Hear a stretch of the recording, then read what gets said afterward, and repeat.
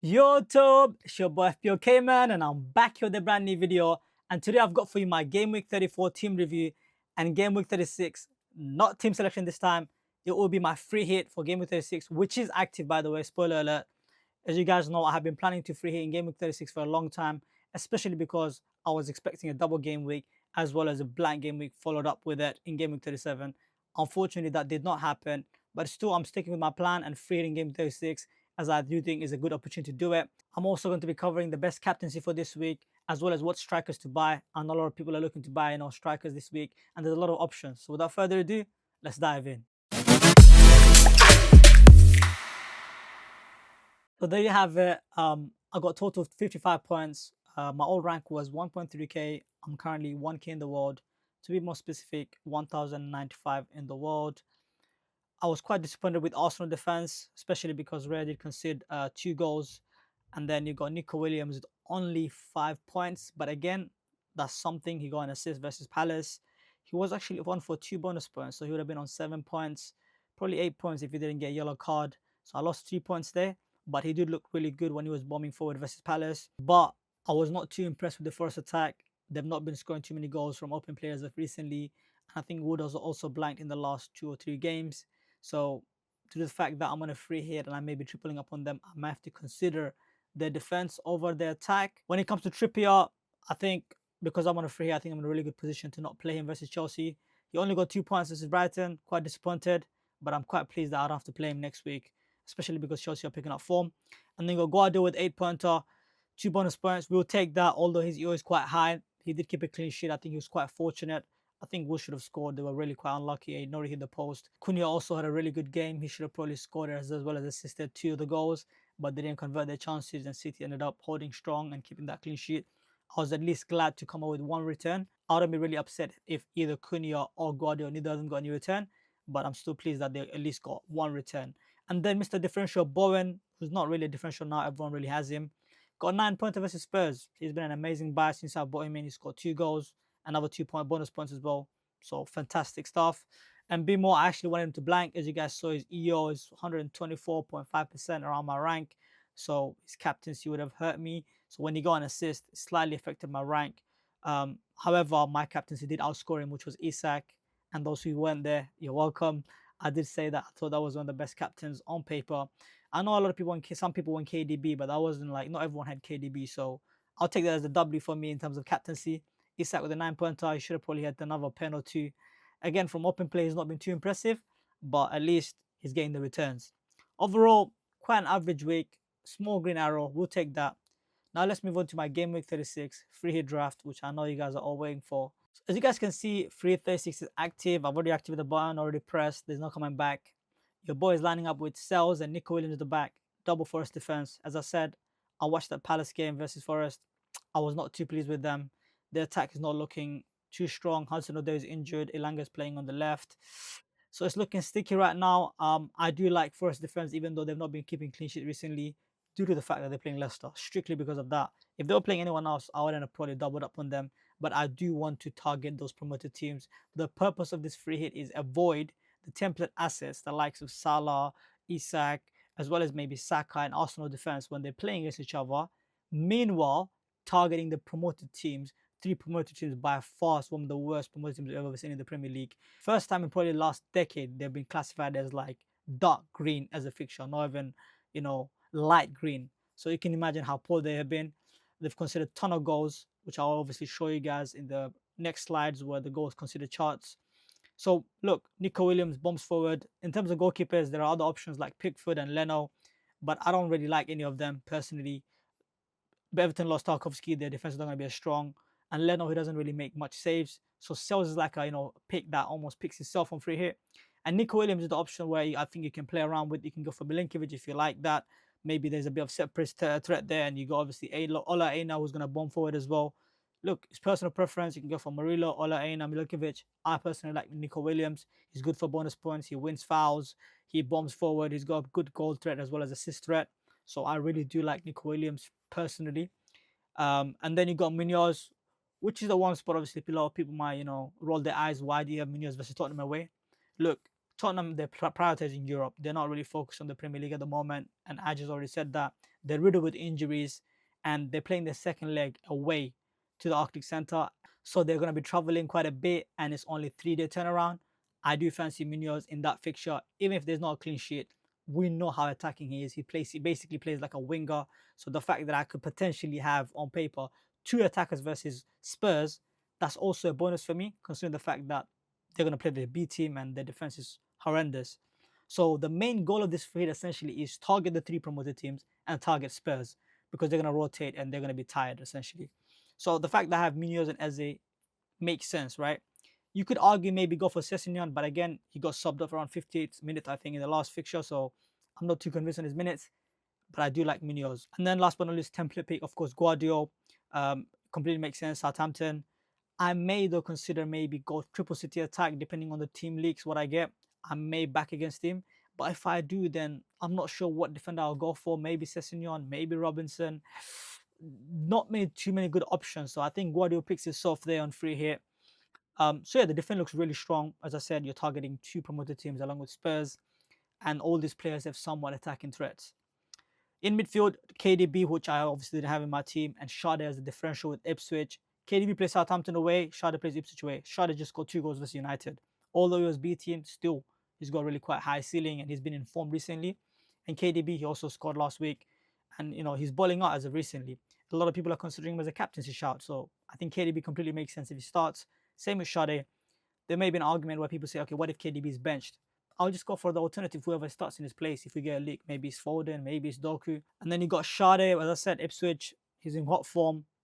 Completely makes sense. I'm going with triple Brentford attack, which might be a bit risky. But look, if I want to get an advantage over the field, I have to do something different. And if you're not in free hit or wildcard, you're not going to have triple Brentford attack. So I do think there's an edge there. And obviously, as I said, he's in hot form as well. And Tottenham, match made in heaven. And Bimo, template pick, I probably want him to blank because I won't be captaining him. He does have my vice captaincy though, as I do think he's the second best captain. If we get a leak that Haaland is benched and he's not starting, I'll probably be captaining Mbimo. However, if I don't captain Mbimo and Haaland does start, I'd want him to blank most likely. Up front, I think it picks itself. Wissa, Haaland, Wood, if Haaland does start, as I said. Haaland will have the captaincy armband, although there is going to be minutes risk, which I'll obviously get into the next slide where I discuss the best captaincy. But look, Southampton makes no-brainer. That's why he has the captaincy armband now. And Wissa and Wood picks themselves, although I know there are quite a few good strikers this week. The likes of Cunha, the likes of Mateta could obviously do really well. There's only one spot that I'm not 100% locked in within this team. It's that Schade spot. Like, I could perhaps go for a different goalkeeper. Maybe instead of Sells, I could go for a Leno or maybe go for a Pickford and maybe back Ilanga over Schade. That could be an option. But again, that's going to be a deadline decision. But as of now, this is what I'm locked onto. The bench will probably not be Bruno Fernandes. I'll probably have Bowen instead. But yeah, this is the team. Overall, it looks good. As you guys can see, I'm tripled up on Brentford, tripled up on Forest, and tripled up on City, who are all playing a promoted team.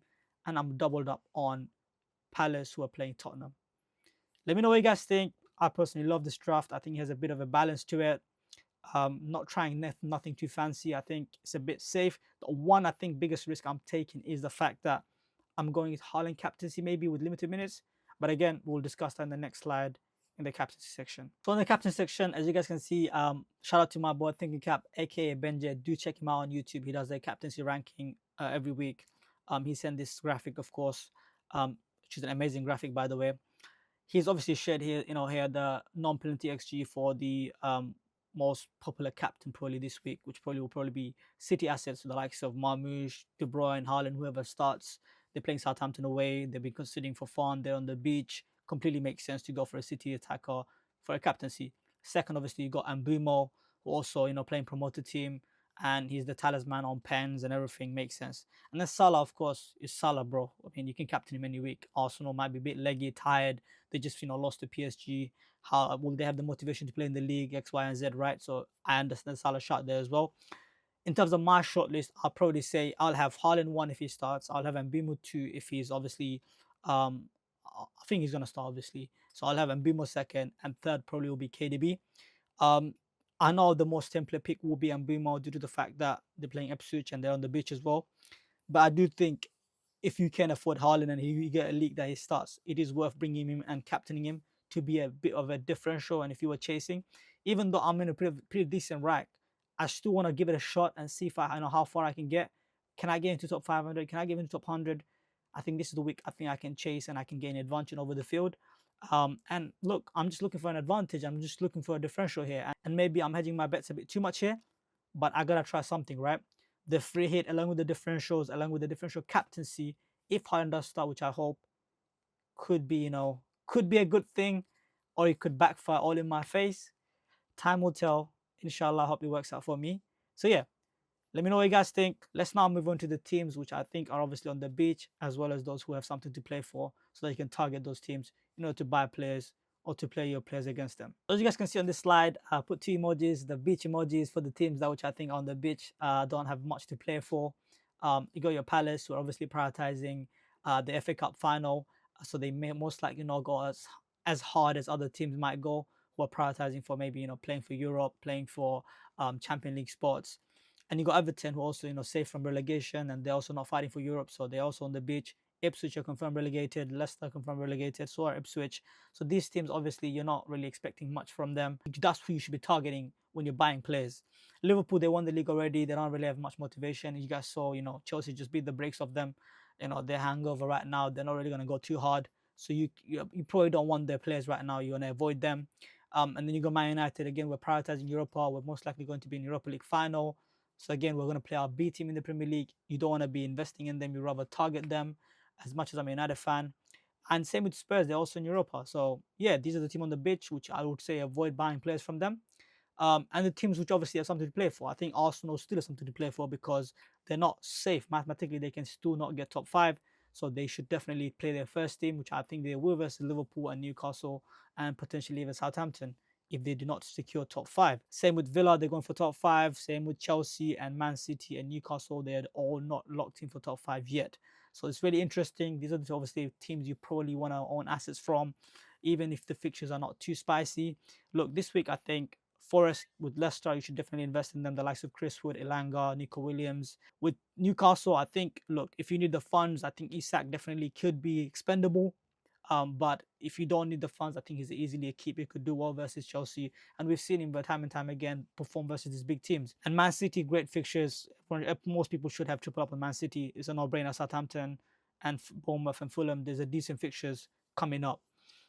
Chelsea, I would not be buying Palmer right now. I think the fixtures are a bit of a mixed bag. I don't like the Newcastle fixture along with United and Forest. The only fixture probably is good, probably United. And you got obviously Brighton and Brentford. They're playing for Europa. So yeah, these are the teams you should be buying. Brentford obviously definitely buy this week, the likes of Wissam and Bimo. So yeah, let's now move on to the best forwards to buy for game week 36. So as you guys can see on the left hand side, the forward is non-penalty XG. A lot of people are asking me, should you sell Mateta if you have him? Should I sell Evanilson if I own him? Look, I think if you have Evanilson and Mateta, I think they're a hold. I understand Mateta is a bit of a minutes risk because he's coming off a bit early, like 60, 70 minutes.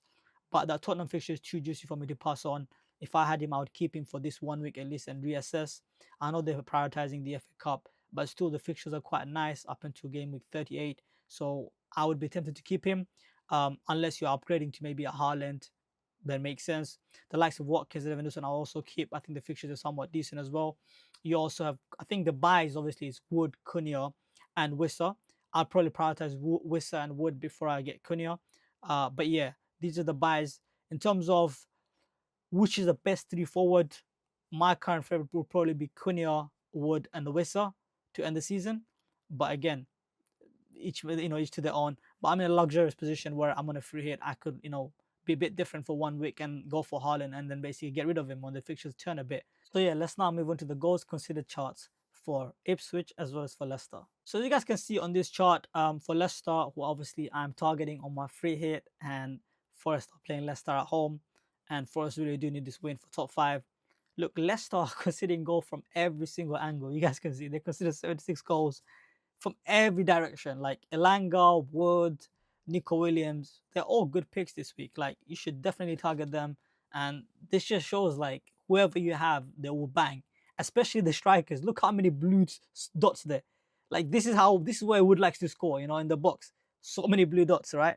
Even the right wing, there's quite a bit of red dots there as well. So yeah, definitely target Leicester.